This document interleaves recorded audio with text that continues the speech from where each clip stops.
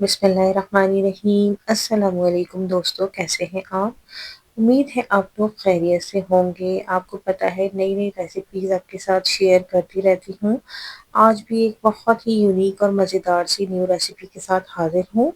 आज हम बना रहे हैं बहुत ही ज़्यादा यमी से और बहुत ही ज़्यादा फ्लेवरफुल चीज़ी शामी कबाब, जो यकीनन आपने इससे पहले ट्राई अभी तक नहीं किए होंगे फ्रेंड्स। ये शामी कबाब का बिल्कुल नया वर्जन है जिसको मैंने चीज़ ऐड करके बनाया है, और आप यकीन कीजिए कि ये बहुत ही ज़्यादा फ्लेवरफुल बने हैं, बहुत ही ज़्यादा मज़ेदार बने हैं। और समझ लीजिए बिल्कुल न्यू रेसिपी है आपके लिए। आप ज़रूर इसको ट्राई कीजिए फ्रेंड्स। चीज़ इसमें ऐड करने की वजह से ये बहुत ज़्यादा खस्ता बने हैं और उनका फ्लेवर बहुत मज़े का हो गया है। आइए इसकी मेकिंग स्टार्ट करते हैं। सबसे पहले मैंने 1 कप चने की दाल को अच्छी तरह धो लिया था और पानी में भिगो दिया था 1 घंटे के लिए। इसके बाद मैंने 2 इंच का अदरक का टुकड़ा ले लिया है, 5 से 6 लहसुन के जवे लिए हैं मैंने। बीफ है मेरे पास हाफ केजी, वो ले लिया है फ्रेंड्स मैंने। एक दरमियानी कटी हुई प्याज है, इसको ऐड कर रही हूँ। साथ ही खड़ा गरम मसाला है जिसमें लौंगे हैं 8 से 10 अदद, काली मिर्चें हैं 10 से 12 अदद, दालचीनी के 2 टुकड़े हैं, बड़ी इलायची है 2 अदद। इसके अलावा मेरे पास है ज़ीरा 1 टेबल स्पून, साबित मिर्चें हैं 8 से 10 अदद। और इसके अलावा जो भी मसाले इसमें पड़ेंगे मैं आपको बताती जाऊंगी। सबसे पहले एक मैंने खुले हुए बर्तन में फ्रेंड्स, ये देखिए, मैंने सबसे पहले मैंने बीफ ऐड कर दिया है, और उसके बाद जो चने की दाल भीगी हुई थी वो ऐड कर दी है पानी समेत। और साथ ही जो खड़े गरम मसाले मैंने आपके साथ शेयर किए हैं वो इसमें ऐड कर दिए हैं। और साथ ही इसमें कुछ चीज़ें हम और ऐड करेंगे फ्रेंड्स। इसमें मैंने ले लिया है साबित धनिया 1 1/2 टेबल स्पून, हम इसको ऐड करेंगे। साबुत धनिया का बहुत ही ज़्यादा ज़बरदस्त सा फ्लेवर आ जाएगा इसमें। और इसके साथ ही मैं इसमें ऐड कर रही हूँ अदरक लहसुन, जो मैंने आपको दिखाया है छील के और कट करके रखा है मैंने। वो अदरक लहसुन भी मैंने इसमें ऐड कर दिया है। तमाम मसाले हम इसमें साबित ऐड करेंगे। और साथ ही मैंने इसमें फ्रेंड्स जायफल जवित्री का पाउडर ले लिया है, हाफ टी स्पून, वो इसमें ऐड कर दिया है। हाफ टी स्पून से थोड़ा आप कम ही यूज़ कीजिए, वो इसमें मैंने ऐड कर दिया है फ्लेवर और खुशबू के लिए। इससे बहुत ही ज़्यादा ज़बरदस्त सी खुशबू आएगी इसमें। और जो मेरे पास जायफल जवित्री पिसी हुई है फ्रेंड्स, इसमें इलायची भी मिली हुई है, हरी वाली इलायची, इसलिए मैंने इसको हाफ टी स्पून ऐड किया। 1/4 टी स्पून ऐड कीजिए। साथ ही इसमें ऐड कर रही हूँ नमक 1 1/2 टी स्पून, मैंने इसमें नमक ऐड कर दिया है। और साथ ही मैंने इसमें 1 गिलास पानी और ऐड किया था और इसको कवर कर दिया था तकरीबन 30 मिनट के लिए। 30 मिनट बाद इसका लिड हटाया है मैंने, तो ये देखिए दाल का पानी खुश्क हो चुका है और गोश्त भी हमारा हाफ डन हो चुका है फ्रेंड्स। हमारा ये जो इसमें शामी कबाब में जो गोश्त है तकरीबन 90% ये गल चुका है।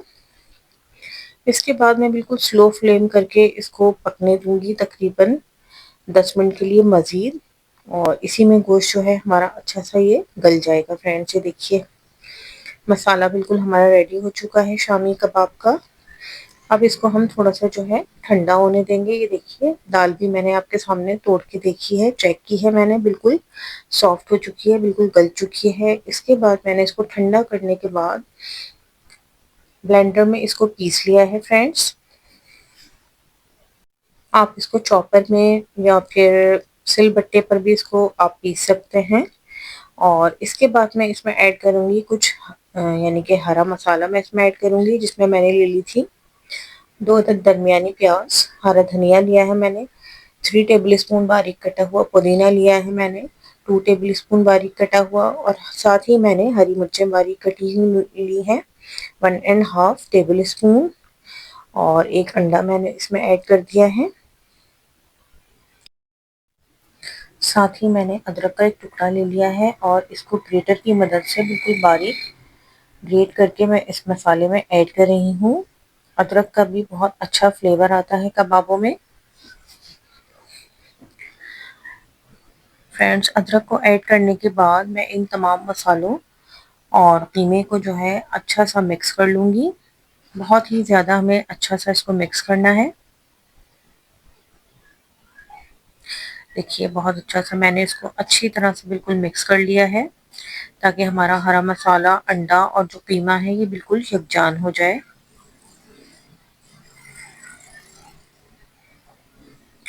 آپ ہاتھوں کی مدد سے بھی اس کو بہت ہی اچھی طرح سے مکس کر سکتے ہیں فرینڈس.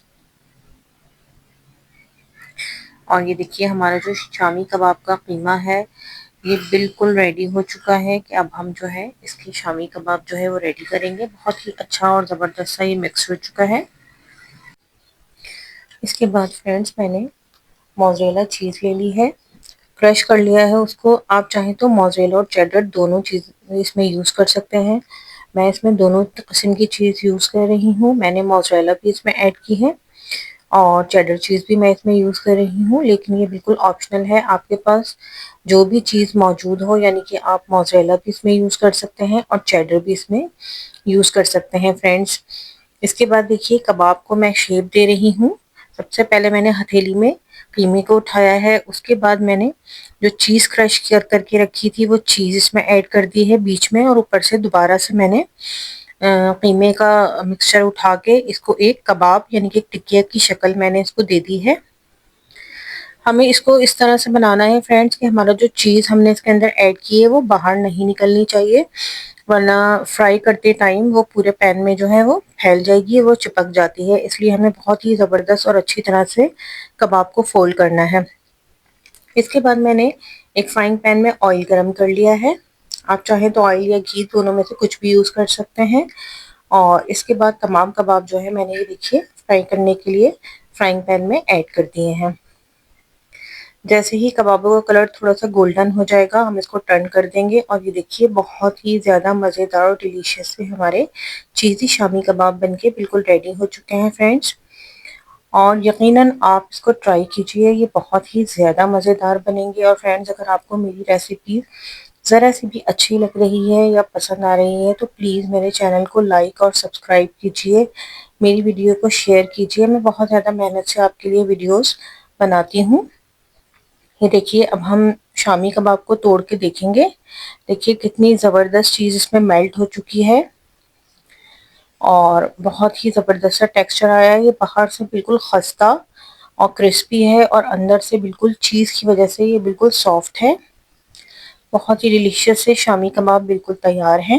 آپ ضرور اس کو ٹرائی کیجئے اور ایسی ہی ایزی ریسیپیز کے لیے مجھے لائک، فالو اور سبسکرائب کیجئے فرینڈز. مجھے اپنی دعاؤں میں یاد رکھیے. انشاءاللہ کل ایک اور نئی ریسیپی کے ساتھ ملیں گے. اللہ حافظ.